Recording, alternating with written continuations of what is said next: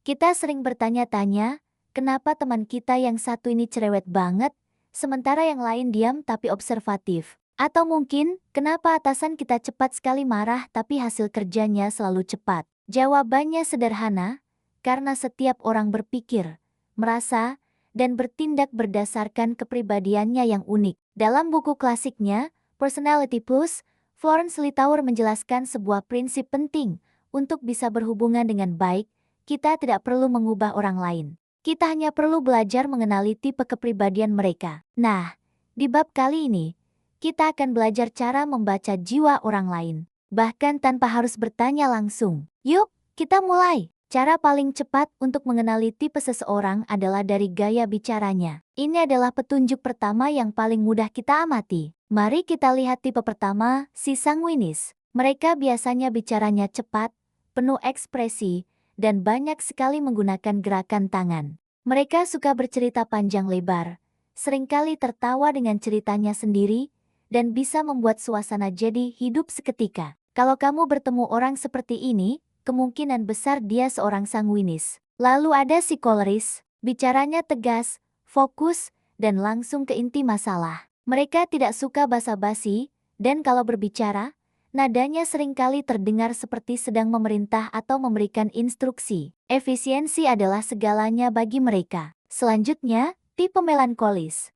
Kalimat mereka biasanya rapi, terstruktur, dan sangat logis. Mereka cenderung berpikir dulu sebelum bicara, sehingga kadang-kadang bisa terdengar sedikit dingin atau kaku. Padahal, mereka hanya sangat berhati-hati dengan setiap kata yang diucapkan. Terakhir, ada si flegmatis. Suara mereka lembut, temponya pelan, dan nadanya selalu tenang. Mereka adalah pendengar yang hebat, lebih banyak mendengarkan daripada berbicara. Mereka menciptakan suasana damai di sekitar mereka. Jadi, dengarkan baik-baik.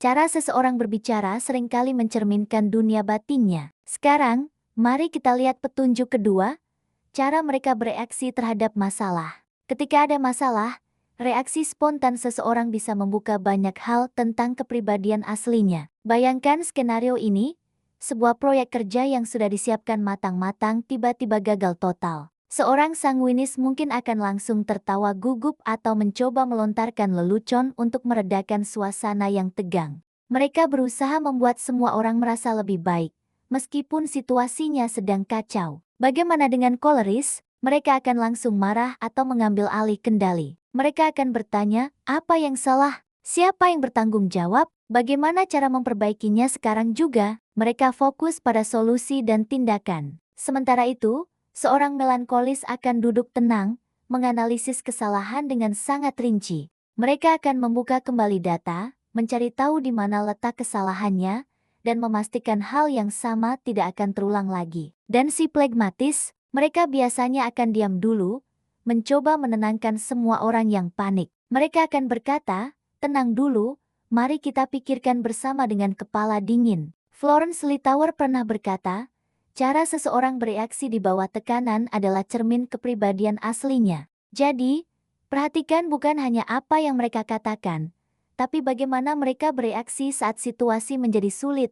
Kunci penting berikutnya, terutama di dunia kerja dan hubungan sosial, adalah cara mereka mengambil keputusan. Masing-masing tipe punya pola yang berbeda. Tipe sanguinis cenderung impulsif. Mereka mengambil keputusan dengan cepat, seringkali berdasarkan perasaan atau feeling saat itu juga. Mereka mudah bersemangat dengan ide baru dan langsung ingin menjalankannya. Si koleris juga cepat, tapi alasannya berbeda. Mereka mengambil keputusan berdasarkan logika, kontrol, dan tujuan akhir. Apakah ini efisien? Apakah ini akan membawa kita lebih cepat ke tujuan? Itu yang ada di pikiran mereka. Sebaliknya, tipe melankolis sangat lambat dalam mengambil keputusan. Mereka butuh waktu untuk analisis mendalam, menimbang semua pro dan kontra, dan mengumpulkan data sebanyak mungkin untuk menghindari risiko. Dan yang paling lambat adalah si flegmatis. Kenapa?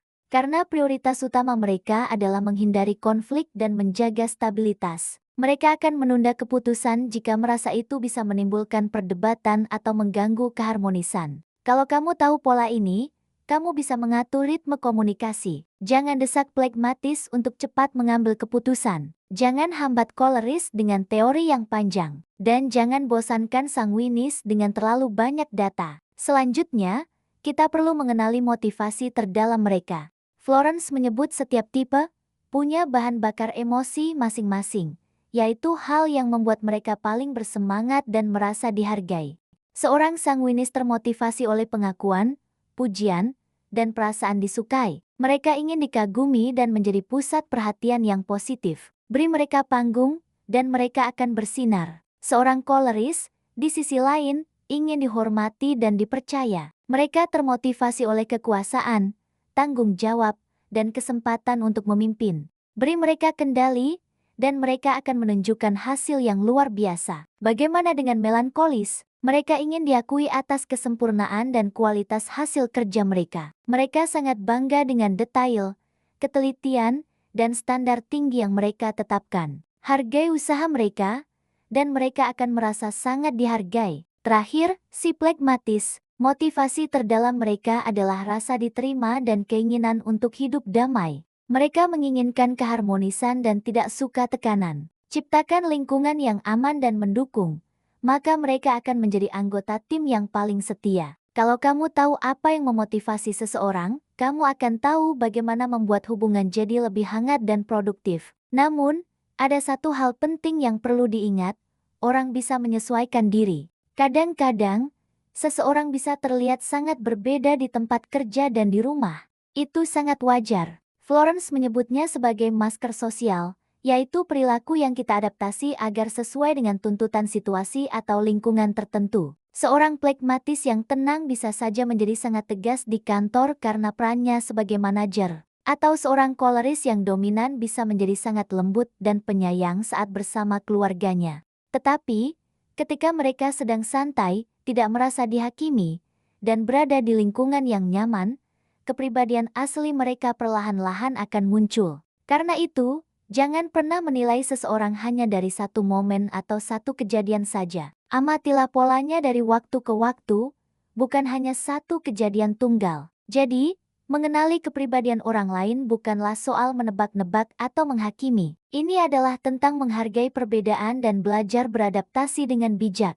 Dunia ini akan terasa jauh lebih mudah untuk dijalani kalau kita bisa berpikir, oh, dia bukan orang yang keras, dia hanya tipe koleris yang fokus pada tujuan. Atau dia bukan lamban, dia hanya seorang pragmatis yang butuh waktu untuk merasa nyaman. Ini semua adalah langkah awal untuk membangun hubungan yang lebih baik. Di bab berikutnya, kita akan membahas cara praktis menghadapi setiap tipe kepribadian dalam hubungan sehari-hari. Mulai dari dengan pasangan, teman, hingga rekan kerja.